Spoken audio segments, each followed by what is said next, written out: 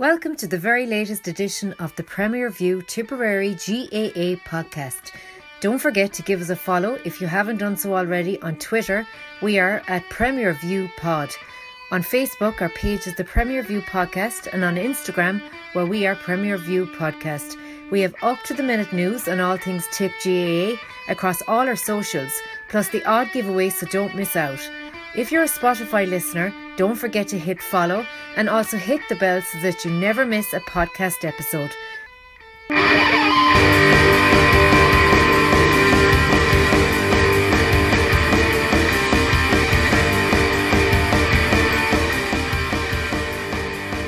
Hello and welcome to the Premier View podcast episode number 116. We billed the last podcast episode as the greatest hurling weekend of the year, and boy did it deliver. There was plenty of drama in the championships at senior, Premier, intermediate and intermediate level, and I'm joined here by Stephen Cronin and Sean Smith to discuss all the action. We're also taking donations in PV Towers here for giving some motivation to some teams there for, we might have been nailed up on the dressing room wall, so all congratulations and all praises well and duly taken. And we'll also discuss at the end of the night the Premier View Power Ranking. So Stephen, we had a great weekend. We start at the senior, we start at the top. We had some great quarterfinals there. Three, I suppose, really close games, and one, I suppose, Stars drum game, which I suppose was the only resounding win for Stars. And we'll talk to Sean about in a second about that. But Lockmore and Roscrea, this was a bit of a cliffhanger there now on what was supposed to be the Friday night lights, but brought back to Saturday. Kildangan and Holy Cross with the Friday night one. Sorry, Kevin, we're having a bit of a start, but look, we'll drive on anyway. Yeah, we got rained off there Friday night. I suppose everyone was looking forward to nestling into a humdinger on, if you wasn't travelling, it was on Clubber, and it got postponed there to 24 hours. But again, it didn't disappoint. An absolute cracker and an epic of a game. We had Dara Woods. Is Dara Woods? Yeah. Scoring at will, over the shoulder, on the turn, difficult angles, worldies that begun viral, and but a cracking game. And fair play to Holy Cross, like they really put it up to him. Like, if we were going into the weekend and we were picking winners, we probably would have thought Kildangan might have been a little bit more comfortable, but Jesus, Holy Cross gave it to him, and put it right up to him. And look, fair play to Kildangan. They dealt with the favourites tags. They got the win. They're in the semi-final, but we started off. They set the tone for the weekend. We had some absolutely brilliant games this weekend, and hats off to Holy Cross. They're a coming team. They're building. We probably would have been a little bit worried earlier on the year with the high scores being conceded, and they came out of a difficult group, but they acquitted themselves extremely well this weekend. And Kildangan then they had enough to do the job, and to Sean Hayes had a right good game up top, I thought, for him. And they'll be confident, especially with a real good game going into a semi-final.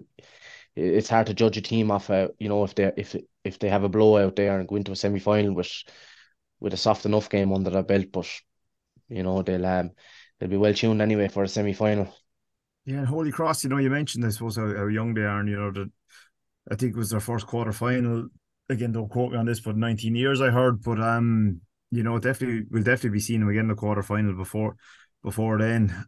Great underage success recently. Kyle Barrett kind of, their spiritual leader, if you will, up centre forward. And every time, I thought that Kildangan might get away, they came back and they got a goal or a couple of great points. They just wouldn't go away. Yeah, and that's great character, because it's very easy for, I'm not going to say a small club, because Holy Cross are a massive club, but a team not expected to be in the situation, or they might go up and throw the kitchen sink at them, and then with 10 minutes to go they kind of fall away, but there was no getting rid of them. It's look, they won't want to hear about a moral victory, so we won't speak about it, but it's a stepping stone. And you'd be thinking, this is a brilliant year for Holy Cross, and it was a brilliant performance in the quarter final against one of the county favourites. They'll be around for a while to come yet, and they lead us all over the pitch. And as I said earlier, they weren't willing to back down. They went to the wire, and that's a sign of huge character on top of talent. And that's great for Holy Cross' future. And Sean, I suppose to talk about Kildangan, arguably up there as joint favourites now with Thurles for the Dan Breen. How would you assess them after a quite tough quarter final?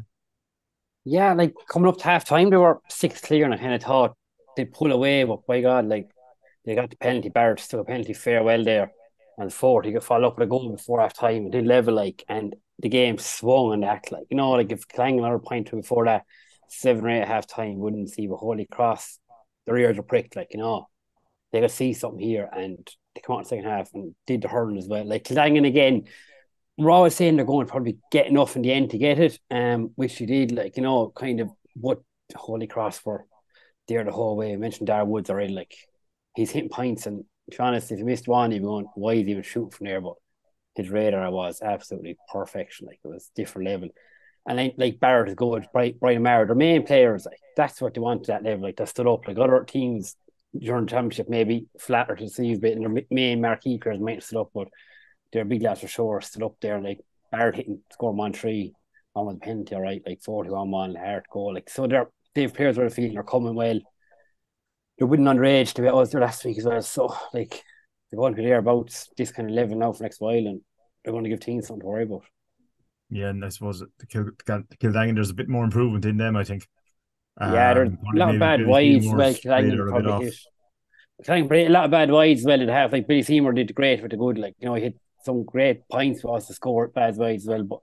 But he's on the ball so much that was saying that did he get 5 or 6 points from play? So you're saying that how many did he could have got if he didn't hit the wides as well? But that game could stand Kildangan way more than going out and winning by land. They had to dig in, and this championship, whoever wins it is going to win it by digging in and beating nearly everyone. That's title contender.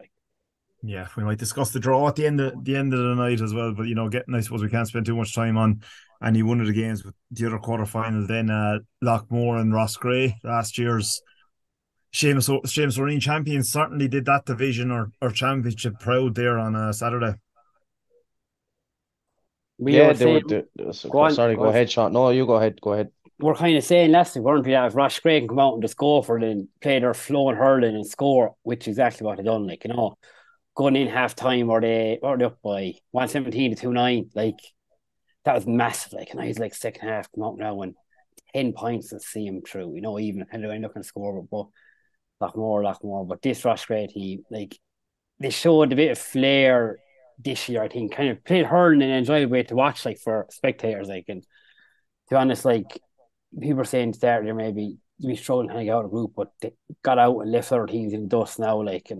And Toon probably put their form up as well by beating Clonard at extra time as well. So Roscrea are bang there in the last 8, but at the end.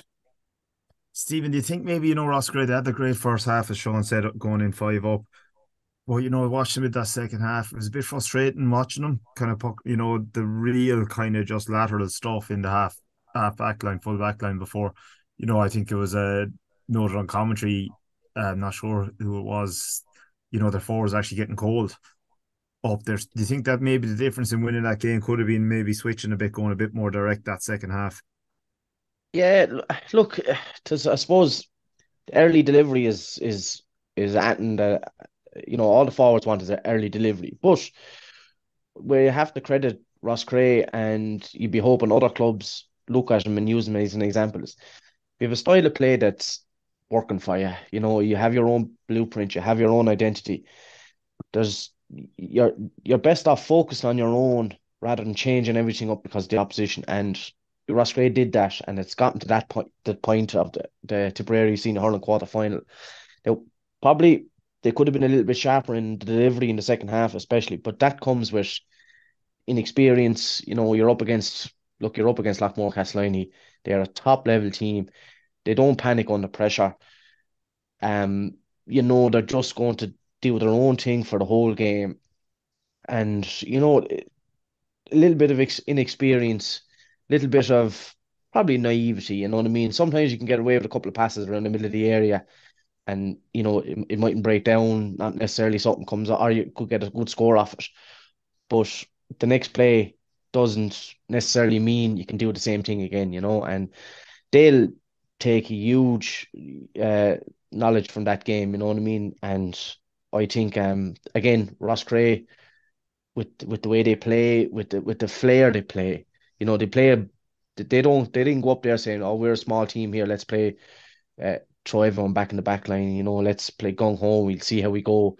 They went out there to win that game playing their way, and I think it was a huge credit to them. Look, again, the forwards probably wanted that ball a bit earlier, but these are little lessons that they learn going forward. Yeah, and I thought John McGrath in that game got one of the points of the weekend, certainly until I saw Darragh Woods play. But you know, he got an absolute beaut in the second half there, like a golfer swing, no backswing on it. Like it was just perfect at it. But Noel taking off, would you be a bit worried there? Maybe an injury must have been. I think, did someone say he might have been ill for the last few days or something?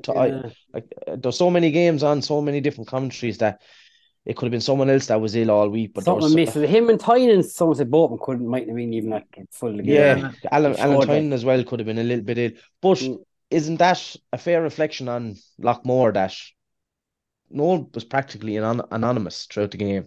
Didn't get any scores, I don't think, yeah. You know, and he barely look, because I felt like it's Noel McGrath. He barely got on much ball as well, like, you know what I mean? But Loughmore still able to find a way. You know, when you go to games throughout the years and they might be missing this player or that player, but they find a way, and it's going to be a great confidence boost going forward for him if he's ticking the next day, because if he's taking the next day, they're going to be stronger again, you know, and you'd expect them to be. Look, they probably got a bit lucky with the red card maybe that should have been. You know what I mean? So like we all rely on a little bit of luck every now and then. Yeah, exactly. Those small breaks. Sometimes they go for you, and sometimes they don't. But as I said, fully fit Noel McGrath coming into the stadium there on a Saturday night lights in 2 weeks' time is going to be brilliant.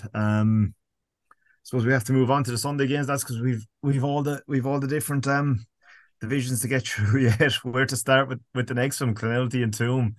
This was this flowed one way and then the other. Like, you know, where to start. I suppose, look, we better start at the most dramatic point. Start with that late 21-yard free moved in.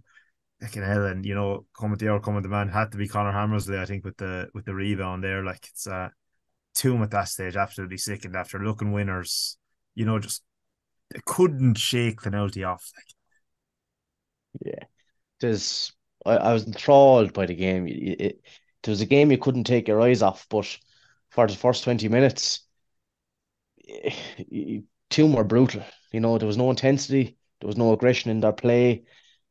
And look, these lads are getting ready for a county semi-final, so they probably wouldn't have had an old drink Sunday night. But if they did, Rory Brislan wouldn't have had to put his hand in his pocket, because he pulled off a world-class save when Clonelty were in the ascendancy. When had that goal went in, Toomevara were dead and buried, you know, and it gave them the lifeline to stay in the game. Now, Clonelty didn't do enough scoring in the first half when they were miles clear. Yeah. And it was like you can't give a team a sniff when you're on top. You just can't give them any hope whatsoever. And whatever went on in the dressing room at half time worked, because whether it was a rollicking or whether it was an arm around their shoulder, because they were a bag of nerves in the first half, and they didn't. I won't say they didn't try, but the working wasn't happening. You know, the intensity wasn't happening, the aggression in the run wasn't happening. But they came out in the second half, and although Clonelty got the first score, Toomevara took over the second half. And look, Clonelty are a fantastic team themselves, so they wasn't going to roll over either. And what made for the second half and the extra time was just absolutely, it was worth every cent getting into the game to watch it. It was absolutely phenomenal stuff. And you know, going to extra time, I'm praying it didn't go to penalties, because you wouldn't want to see a team go out on penalties after putting in that kind of performance. The lad Tuam brought on at half time, 17. Adam Hall, yeah. It's 2-3, like, and I think he got man of the match, actually. I think he I'm did. not sure actually because I was going from match to match. I did once one was over on Sunday. I was gone into not. I wasn't waiting to see who was getting man of the match. It was a crazy game. Like as He Stephen deserves. said there in the first half, I don't think at 20 attempts a goal and they returned 10. Like, it could have been out of cycle. Game could have been over, set match. But two in the second half, substitution made at half time, whatever said, came out, different team. And then at the end, he nearly slipped. Like, I was actually sitting in line nearly with that 21 there. I was kind of saying to that, I was like, the rebound here is crucial. And Knoll kind of pushed over on the far side towards the all stand. And one or two of the two lads didn't even run after the ball, whether they're on the ground or they slipped or what. But Knoll just lurched the break. And that was it. But kind of next time, we always felt too had that upper hand, that bit more on him there. Lads were cramping everywhere. Like, the field is getting heavy, you see it. They gave it their all. And maybe just hadn't a bit much name, but Toom are kind of this team this year now. They're kind of going and showing more every game, and it's hard to know.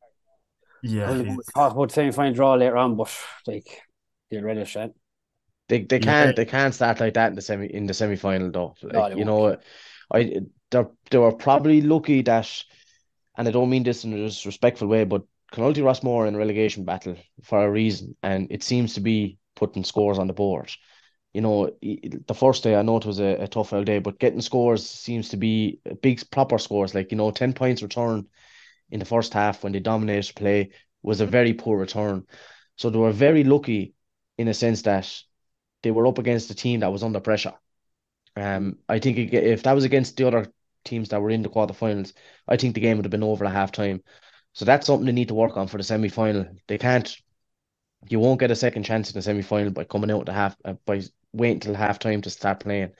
And then the mental side of things, the back's not following up the 21 I thought was criminal. They shouldn't have been in a position where they could have thrown away the game. And if you remember it, right at the death, a Clondy lad had possession of the ball and strangely went for a shot over the bar when they were 2 points down, when he needed to go for a goal. If a goal was worked there was no comeback. Like these mental little when they turn off mentally for a couple of seconds, or even as the first half as it shows, that would be punished in the semi-final, and that's something they need to work on. Yeah, and he hit that ball wide, Steve, didn't he? He timed and all. He hit it wide. Yeah, it was so strange. It was so strange, and look, that didn't cost them the game. They had 60 minutes, and then they 20 minutes in extra time, so I'm not going to pin the blame of the game on that. It was a bad decision, but I think the mental block of the 21, where no Toomey VAR defender followed it up, that put him in a situation where that lad at the end had a chance, and these are just little things that they need to work on mentally. Yeah, exactly. Where for now for Clonelty? They go from like the three other losing quarterfinalists done for the year, have a few drinks, as you said Sunday night, Steve, but they have 2 weeks now till, Brackens they have. We talk about your game in a while, but, Bracken certainly put in, kind of under the radar performance, a win against Drum in their final group game to kind of give them a bit of momentum. But, it's a strange situation for Clonelty, isn't it? I think it might, sorry, go on. I think it might suit Clonelty a bit, actually, getting that game into them as well.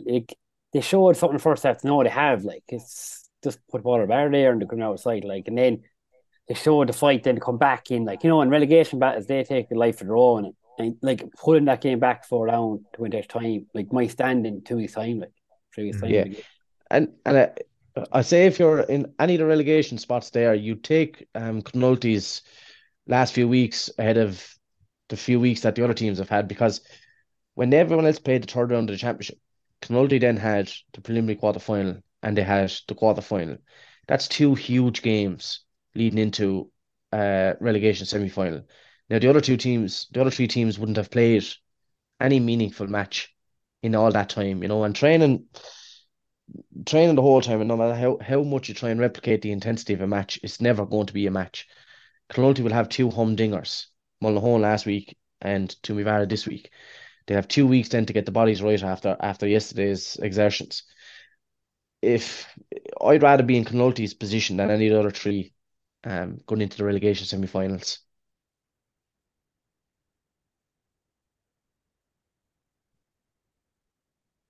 Yeah, I'd be the same thing as that there, Stephen. Like, to be no reason why they wouldn't want to. You say games are worth everything. Like, you can do so much training sessions, Stephen, and like them 2 games they had, they dig it out. Like, and hopefully they'll see then further on top relegation and later on. But like that was something that they needed. Like, and it'll help them from what I saw in the group games.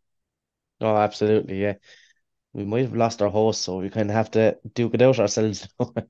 Yeah, but they'll be delighted with that anyway. And I think Kevin has gone anyway. And look, we're going to wrap it up on that anyway and move on to the SARS game. So, what's your thoughts on the SARS Drum? The game we thought would have been the cracker of the weekend turned out to be a damn squib.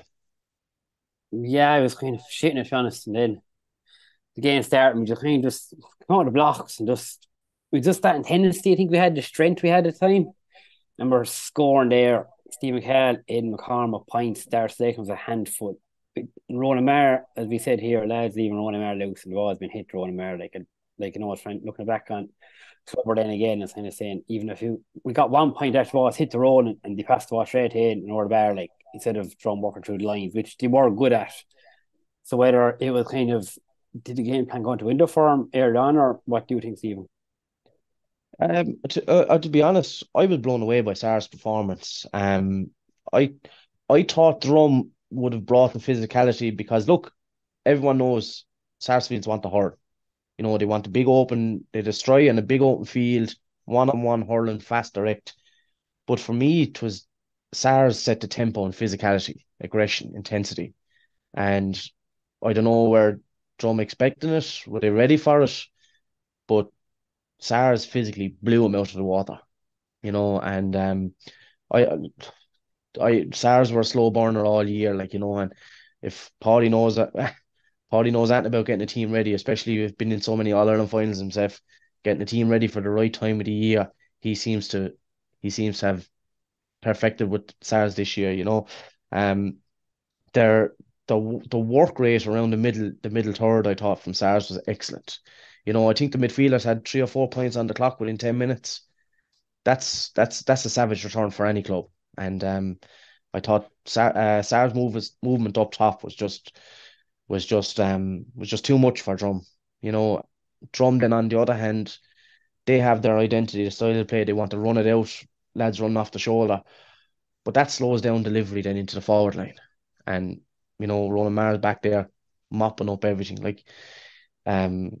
Yeah, Drum, I think, would be really disappointed with their performance on the day. And, I thought it was a bit strange having Shamey out doing all the industrious work, doing all the mulligan, being in the middle of the battle when if you're going to work the ball out the field from the goalie to the wing back or cornerback to the midfielder, put Shamey on the edge of the square. So you're delivering him the ball and whatever he might return from it is neither here nor there. But if you have Shamey Callan at the edge of the square and the ball coming in on top of him, it would have a backline more worried than they would be if he was out the field. If you get especially like it was Dennis Maher fullback, who's a natural forward. He could be a natural anywhere, to be honest. No, so like Shamey, that's a full forward naturally. Like he could hit the ball into him, but then he could win the ball himself from the half forward midfield. Like he got one great point in the first half, and the thought of getting going, but then he just wasn't getting on the ball then. But also in that same period, I think Steve, we had 2 or 3 blocks. I think Steve Maher had a great block as well. We're doing a lot of blocking and hooking, which Drum were running at us, and we were kind of well disciplined not to foul him. We kind of stood him up. Rowan stood up. Was it Campy's one time? I'm not sure who it was. And he stood him up and it's got a block in and cleared and got a score. So like everything kind of worked out in the days. Yusuf Hori kind of hasn't peaked there for that. Yeah. Oh, excellent. The hooking and blocking and just the measured tackling. There was no rash, no pulling and dragging, no, just it was calculated, and it was a finely tuned Sarsfield's team. To the best display I've seen him given in a long time now, and it's after changing me thinking for the county favourites now. I'll be honest, coming away from it, and that's no, we can't have that tag. I know lads will argue. Lads will argue that Drum were poor, but SARS did not let him hurl. They just did not let him hurl. And they were, for me, they were awesome. I thought it was the performance of the weekend. I'd agree 100%. Definitely performance of the weekend. Sean, there's no getting over this. strong in every department. Made, like we probably, I think it was similar maybe to the Swan game against Kilkenny, Stephen, that we'll talk about as well. But I think just Thurles made Drum look bad. I think that their intensity, their work rate, their skill on the ball, like the way that everything was just snapped to hand, like it was just an exceptional performance. As I said, like when you look, after beating Nina now, Drum, Lockmore next, like if he go on to win this championship, like, and I don't think it's two steps ahead here, it'll really be done the hard way. But I was really, because again with Stars is maybe not, maybe lacking a few household names compared to previous years, like like that Corbett now, the kind of the real marquee players. But you have like the Stakelums, Billy McCarthy, Stephen Carr, like all hurling out of their skin now, like, and you're able to bring Paddy Creedon on then for the last 15 minutes. Reminder last 10 minutes that lad even the bench again made a difference. Shawnee Butler off injured there on, who had a great game the last day. Went off after about 20 minutes there. Not sure how he is. Like Tommy Lyle came on, couldn't score a goal actually when he came on. Another hit lad or something, whatever. Like Conor Lanigan came on as well, David Corbett. So like there's options there, we're kind of always mixing it up, but as you say, like we're beating who's in front at the moment, and like you have to stay going at that. Yeah, he's being quiet enough now. He's he's not giving away much. We love it, right? Nothing. Yeah, exactly. You're right too, and absolute cracker. I think against Lockmore to look forward to. Then we won't ask you to call that one, but I suppose as we better move on down to the Premier Intermediate. The first of our apologies may be due. We'll take the relegation first.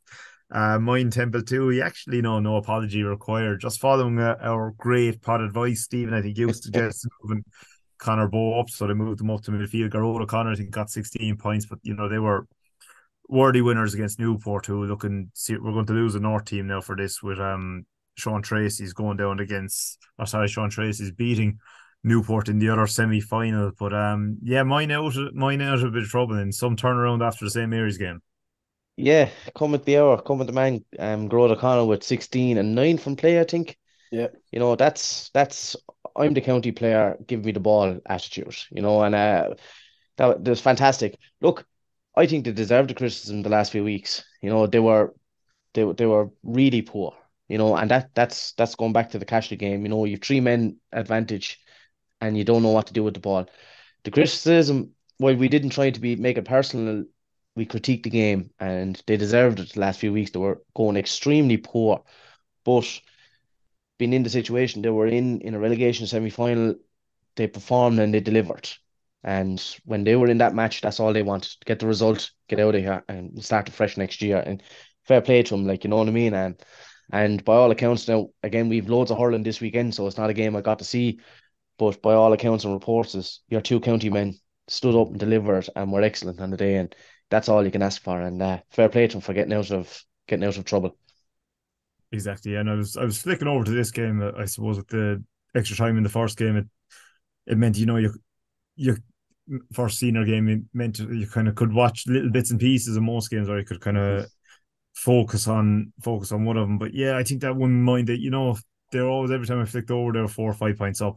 They seem comfortable. So yeah, Newport again. We mentioned that they were definitely a team not playing to the sum of their parts, and Sean Tracy. This is another game I didn't see the weekend, but again we go back to Portroe, maybe just really suffering from those couple of absentees in attack. I think Enda went to this game and he just said that Portroe had nobody to put the ball over the bar.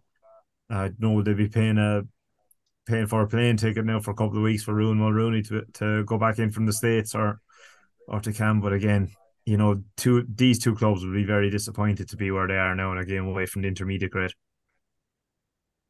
Yeah, they will. And like Newport, not long up in the Premier and Intermediate ranks. Like, they were promoted, I think it was 2000 and was it 15 or something, or 16 or something. Around that time, I remember playing them when we came down intermediate from senior, and but yeah, they'd be very disappointed. Poor scoring, and as I said, putting the ball over the bar. we'll talk about later on in the intermediate games. You need that man putting the ball over the bar. You need that one person who can do it. And it's a huge weapon to have. And unfortunately for them, they don't have that man to put it over the bar. And now they're in a relegation final. An all North relegation final, probably familiarity, probably both clubs will be happy to be playing each other as in a weird way that they probably feel they can beat each other because they know each other a little bit better than they know the other teams, you know. It's just going to be a tough afternoon because when you're in that relegation final, and I've been there a few times, you know, confidence is not high, morale is on the ground. It's a dogfight now for 60 minutes.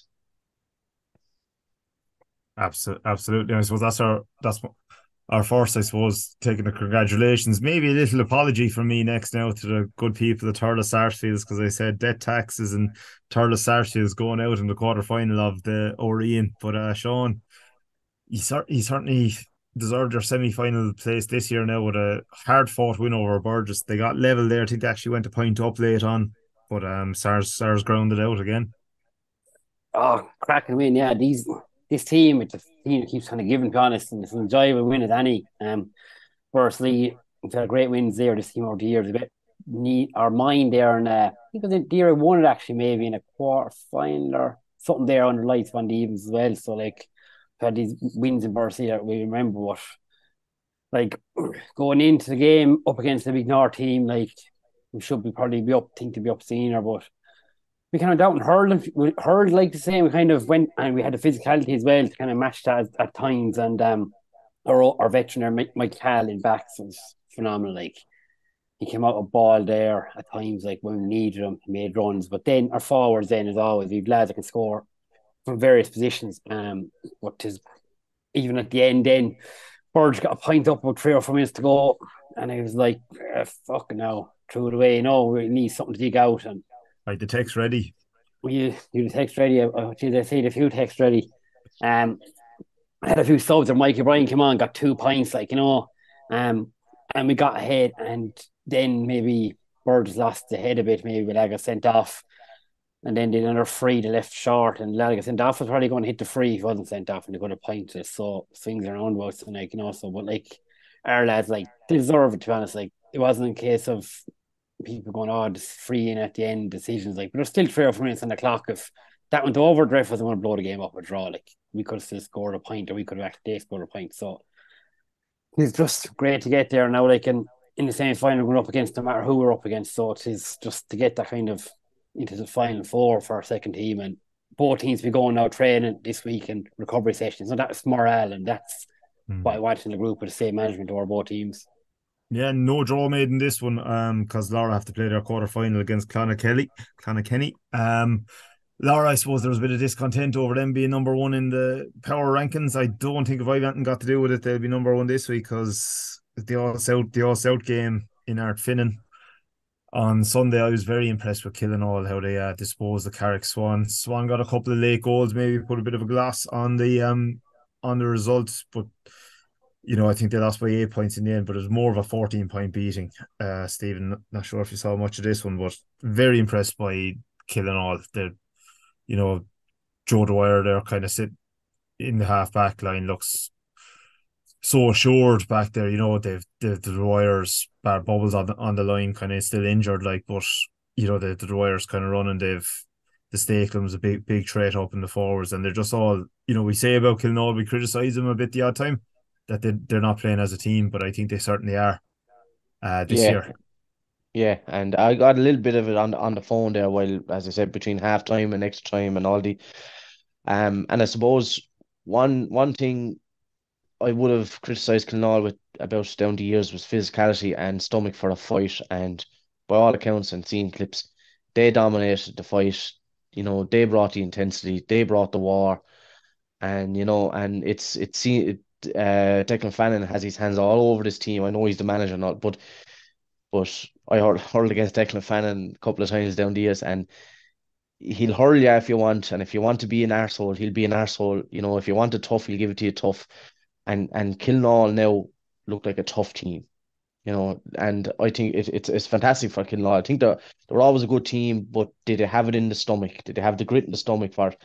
And by all accounts, this was a hammering at the weekend. And and there was I think they might have been at one stage early in the game 5 points all, and then just Kilnall took off, turned on the jets, turned on the physicality, brought the intensity, initiated everything that you need to do in a hurling match, and they did it. And that's it's going to be like there was no scary moments like the South final. That's where I tipped the Swan last week because I thought they conceded a soft goal in the South final. They had them rattled in the second half. They made one or two bad decisions at the end of the game that could have gotten won them the South final, and they had to measure them over the years. But it was like chalk and cheese this weekend. Kilnall really dominated the game and deserved every point of the victory, even though the scoreline didn't reflect the full value of the victory. And they're going to be very confident now going into the next round. Absolutely. I just flicking down through the team here, their spread of scores is quite impressive, and Swan, the likes of O'Halloran there kind of led the resistance, but Kevin Lanigan there, centre back, like kind of booked early on enough, kind of settled after that. Um, just look at Paddy Feehan there, excellent again. Like Tom Stakelin, 3 points from play.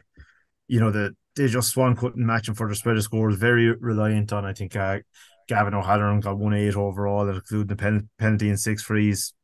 The full forward line only got 3 points between them. They'd be quite young. Aaron Dunn, obviously, as we all know, is a very good hurler. Taylor Fleming, probably first year or two up. First year on the panel, yeah.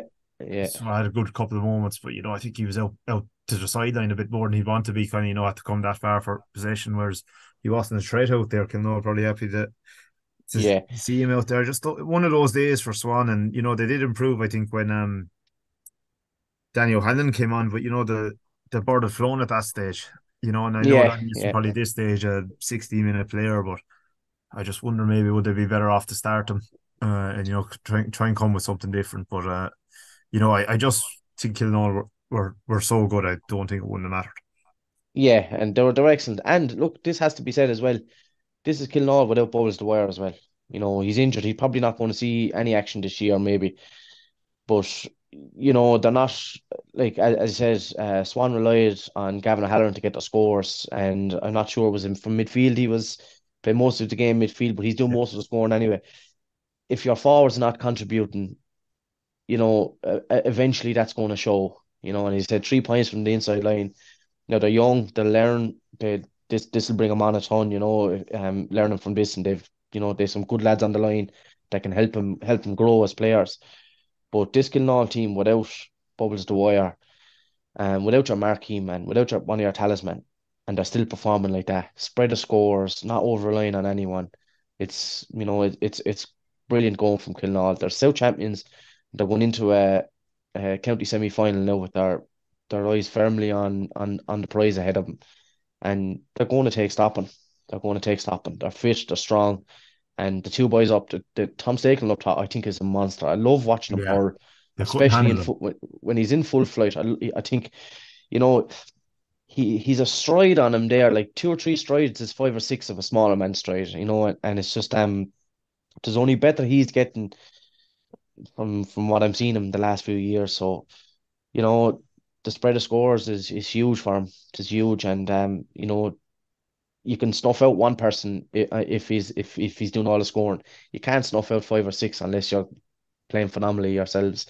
And they'll be extremely happy and extremely confident going into the next round. Exactly, and we don't, as I said, we don't know who will they be playing or who they get in the next round, the semi-finals. But maybe a team that they won't want to play is Cashel, who had again. I was very impressed with Gartnahoe when they beat St Mary's in the preliminary quarter. Week long might have been a short enough period for the turnaround to be able to get up, but they matched Cashel for a long period. But in the end, I think Cashel's panel took over, and I'm not even sure. I think it was a 4-point win in the end in this one. But again, I think Cashel making a bit of a statement there. Yeah, look, we love to throw a few digs at Cashel, down the last year or two with the transfers and all that, but we have to give them credit as well.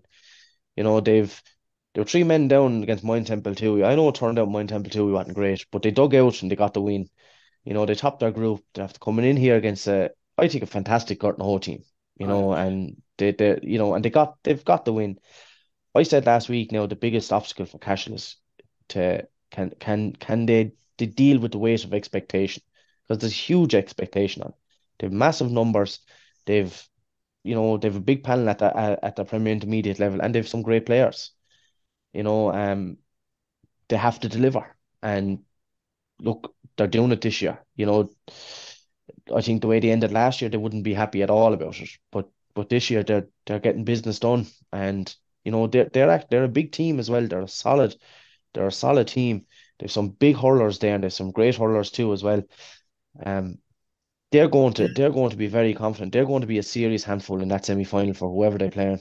And I think what they have is a very good contribution off the bench, which is, I think, in these games now going forward. I think Adrian Cummins might have came on again and did very well for him. He's a solid kind of impact sub there if I have the right lad. And they just have the couple of suspensions, the couple of lads that were suspended for a couple of games in the group stages now don't come, so his feet in the competition. They've a lad back from America as well. So yeah, again, they look like a team that's really prime now. Ollie Moore with them as well to the end of the year, so they look like a team that's kind of primed for a right go at this championship.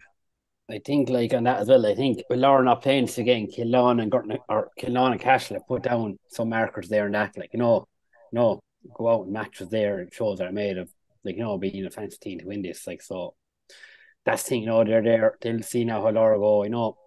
We talk about that, like, the game was postponed there due to bereavement Tony Kenny, but like this, like, them three, considering Laura get home, like, ourselves, we'll be the kind of the bridesmaids looking at them maybe, like. Yeah, you know what, Sean, I would put you as outsiders. I'd be honest. I don't think Clonakilty they'll be saying that Laura any sure thing. Definitely, given how tight some of these games have been, but that's a bit of a disadvantage now because Laura, they'll only, if they do win or whoever wins that one, they'll only have the week break to the semi final. So again, as Gorton who kind of maybe found out, it's a tight enough turnaround. And pitches are getting heavier.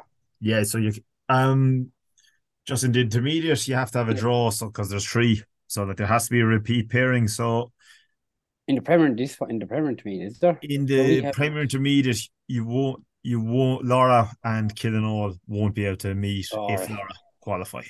All right. So again, what'll that mean? There, Cashel can play everyone. Clonakilty, they're in Burgess group, so yeah, they'll be fine as well. So that's the only 2 that can meet each other there. So again, look, there's a 50% chance of Killinall Cashel semi-final, which would be an absolute cracker. Down to the intermediate, lads. Are we due any apology here, or we have to give an apology? Do we with Golden win? Yeah, huge slice of humble pie over Golden. Jesus, fair play to him. I didn't see that coming now. Look, I suppose I want to counter this with I did win senior Dan Breen last man standing, so I'm able to pick a winner. but no, fantastic result for Golden. In the county semi final, and I really thought with Drum, I don't think they lost too many players to the seniors, but when you have like Sarsfields in the intermediate, in the Premier Intermediate as well, when you're training with your senior team, training is that bit sharper, it's that bit quicker. You're training with players that are that bit better. I really thought Drum would have too much of a spread around the field. Now I did mention Golden's inside line, especially Leamy. I didn't think they'd get enough ball to him. But they turned over, and I think they had 3 or 4 points, 5 points maybe even to spare. And that's it. That's when you look, it was just a stinker of a weekend for Drum all around. That I said maybe touched on that kind of thing starting to go a bit south with that performance against Bracken. I think they won by 13 or 14 then, no? Was that a big win?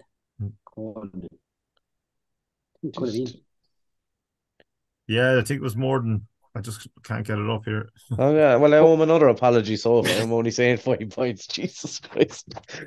but either way, it was a fantastic performance, fantastic result, and they find themselves in the county semi-final now after being completely written off. And if we're honest, they probably go in there thinking the other teams are going to think the same about us again this weekend or next weekend. You know, they're going to love it. Their preparation is going to be under the radar. Nobody's going to be talking about them as like they will the other three, and they will love that. It's a GA thing. Nobody wants to be favourites, and even more so, you want to be a huge underdog. And you know, fair play to him. You know, and hats off to him. Humble pie will be it tonight. 111 to 318. So yeah, that's quite the 5-point win.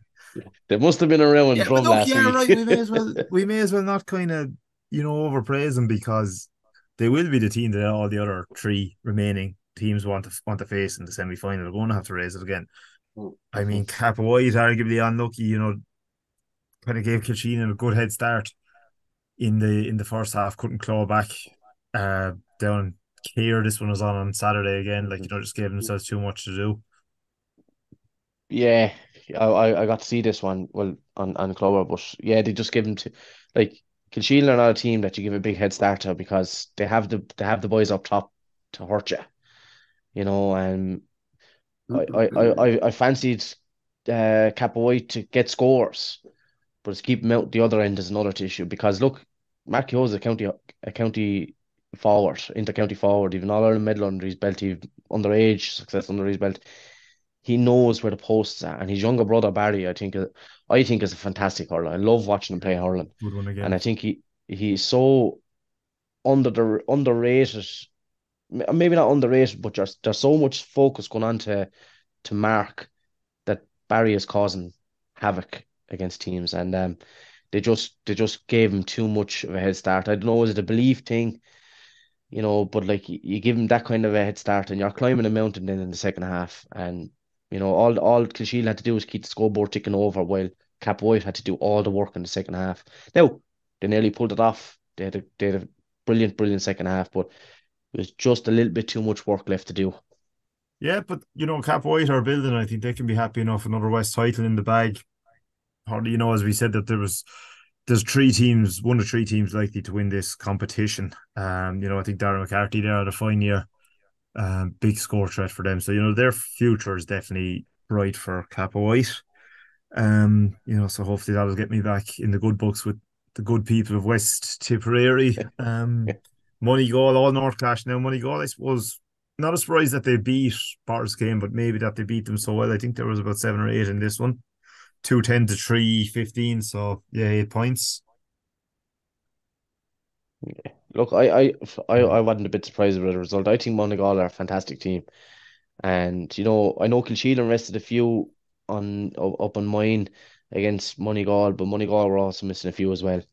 And the way they were able to respond to the adversity of Kilsheelan going ahead late in the game, I think they're an excellent team, and I wasn't surprised with the result, and they had a tough out group, although the three of them were qualified by way of winning the divisions. I think 3 of the teams went out to actually top that group, and they didn't hold back in any of the games against each other. They didn't try and hide their hand, this whole saying, don't show your hand. There was none of that BS either. And I think they're they were in the county final last year against Lara, so they're good. These are good teams. What they have is 2 inter-county standard forwards as well, which is crucial at this level. It's the lads up top. They're the game winners. If you have lads that are scoring, it makes a massive. Like, you can defend as a unit. The sum of your parts will far outweigh a marquee centre back, let's say. Because you can avoid them. But if you have lads up top that know how to score and they're scoring, it's a difficult task ahead of you. Absolutely. We won quarter final to Borland, Lockville again. That was on, Sunday early. It's actually on before. Watching a bit of it there before the games in the stadium. Berlin 20 points, 15 was. Berlin always had enough. Knockville couldn't get scores near the end, but kind of expect Berlin from what kind of shown this year to have enough in that game. But it's kind of it died to not even the last 10 minutes. Both teams just kind of hitting the ball towards goals, and neither were kind of scoring. But Yeah, Knockville, I suppose, did a few late chances again, and like yourself, I only saw the end of that. Did a few kind of half chances late on, but they couldn't even forge a goal to kind of make a game of it, or Berlin always looked their safe decision coming making in. was a bit off. But yeah, Borland, they're strong. Again, they're looking strong there. I'd be very slow to try and pick a winner from this last four. Do we Transfers draw might this one tip actually, the lads? tip. Do we have a draw I on this don't one must be made, don't we? Who got who? do we? I don't. I can't remember now off the top of my head whether it was a draw mate. Oh no, Kilsheed and Golden and Borland and Moneygall, I You're think it right, is. you're right, you're right. Yeah, Yeah, so yeah, yeah, it is. So again, I the rematch suppose. is Kilsheelan top probably the notch for the happiest PV there pod. then. Yeah, that's a nice Yeah, draw for Kilsheelan, but like Golden, Cap White might have given him a bit of a template on how to play him. They might learn a bit from that, and it might be tighter than you'd expect. The other one I fancy for Moneygall, Yeah, I think as well Moneygall. I think maybe unfinished they're business from last kind year. of primed a bit for, yeah, as you say, from last year and primed for previous years. I think this year and they've got this for now. They might just kind of keep it up as they go on. Yeah, we'll finish out with the relegation. Garraville got out of this with a 1 point win, didn't they? Against Upperchurch, probably yeah, closer than a few expected. yeah. A little bit closer, but I think we called it last week that I fancied Arvale to get out of this one anyway. I think Upperchurch are in. They're the ones in bother, I think. But look, Arvale won't care how they got out of it. 1 point, 10 points, they don't care. It's about winning the game, and they got the result, and they go back and they're back to the drawing board for next year and figure out how to keep lads from going on holiday, maybe, because with the smaller teams down at this level, your big players, they're so important, and Arvale can't afford to be missing their big players. So look, Yeah, there's like some teams, even you say, oh, look, they're in relegation 1 year, but it's a one-off. They learn from it. But Arvale, you just think that they might be back here again next year. Like, they could, but I think the beauty of the intermediate grade, unfortunately, is there's so many teams could be back in it. Like, geez, we would have been relegation favourites this year as well, and we got the result against Arvale that got us out of trouble, for want of I know it was only the first round, but that could have easily have been us. Had there been a result in the other group game on the day rather than a draw, it could easily have been one of them. Like, you can go from relegation candidates to promotion candidates within a year, because I think the problem lower down the division is consistency. The likes of Kilsheelan, Moneygall and Borland are consistently good from game to game, but you take one good player out of the second tier of teams and they could go from being brilliant to being brutal. And I think that's the problem down for a little bit lower. Like, if Arvale got their act together next year, and put a little bit more focus on actually on hurling. I know they're a football club as well, like, but they could go to the other end, not so much the other end, but they could be looking at qualifying out of the group. And I think that's the important part, is the consistency of teams that little bit low. Look at ourselves, for example. We were brilliant the first day, brilliant the second day, although they didn't get the result, and absolutely brutal the third day. The big teams and the better teams, are consistent every day. And that's what the lads down in the second half of the table, the likes of ourselves and Arvale and the rest of the clubs, that's what we have to get better at, consistency. last game there was Kildangan hit 414 and still lost against Shannon Rovers, who hit 30 points. So I had to do my maths. So that was a 4 point win for Shannon Rovers. Look, they're in that tough group with Kilsheelan, Boherland and Moneygall. So, they're always going to be the draw in the intermediate relegation that the others didn't want. That leaves Kildangan in the relegation final against Upperchurch. I'd fancy Kildangan to have too much there. They're just down from Premier Intermediate, so they'll Premier Intermediate, want to yeah. go And down straight Upchurch again. just up, so like there's if one team just up, one just down, like the team that's down should be winning that, but them relegation battles you never know. Like Shannon Rovers scoring 30 points, like they are against, like that's kind of a worry for Killeen. Like that's some scoring the weekend that's been gone as well. Like, Yeah, absolutely. Quick talk on the Junior A lads again. I didn't see any of this the weekend, but no South representation in the semi-finals. Clonmalogue's odyssey has come to an end. They died with their boots on, I suppose, against Holy Cross. We're missing a few lads who deferred honeymoons and whatnot. Like, so, fair play to them. They won't, I suppose, be too worried maybe after their South win. Good Holy Cross team by all accounts, and my Rovers might be a tad disappointed. They lost to Brackens after extra time, so another year junior hurling for the men in Monroe. Yeah, there's probably a lot of men up in Monroe that are happy to be junior hurling next year. Scant regard to pay to the hurling there up, so I have no sympathy for him. I would have tipped him, and I was vocal about it. I would have tipped him to, if they applied themselves, if they took it really serious, I'd have tipped them to walk straight back up. I played them down the years, and they can be fantastic. They can be brutal then when they don't care about football.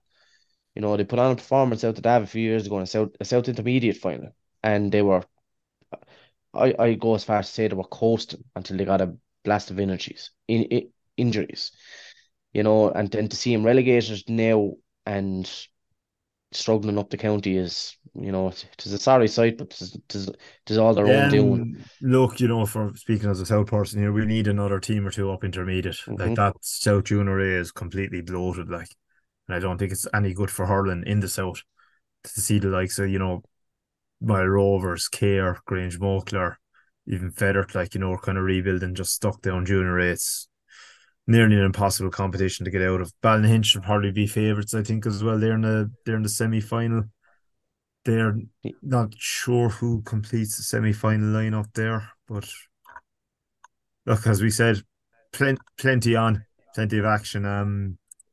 Mary's, since we talked last, Mary's picked up a valuable under-19 title on Wednesday evening against the Swan, so bad week for the Swan all round, but I think that's 4 in a row for Mary, so we get maybe we get the pleasure of playing Holy Cross tomorrow night under lights in Littleton, so that'll be a tough one. Sean there looking teeth grimacing a bit maybe at the prospect of that, but sure, look, we'll see what happens. Yeah, Holy Cross pulled away against us there last Wednesday night in Drumban. Scoring probably didn't reflect the game. We kind of pushed on. We had to get a few scores in the end. You kind of left the back line open maybe, but like Holy Cross are a fair outfit there. That like it don't take some beating, like with the 17-19 double there in a bit, like, so they're on the way. And we just mentioned them on senior as well, so best of luck, Kevin. That's all I can say. Exactly. That will be great. We'll be fine. Right, lads, sure, look, we'll leave it there. Plenty of action against the football quarterfinals on this weekend, so I suppose hurling wise we can all breathe for a weekend and relax, but plenty of action on this weekend again as all the championships come to their conclusion. Thanks a million, lads.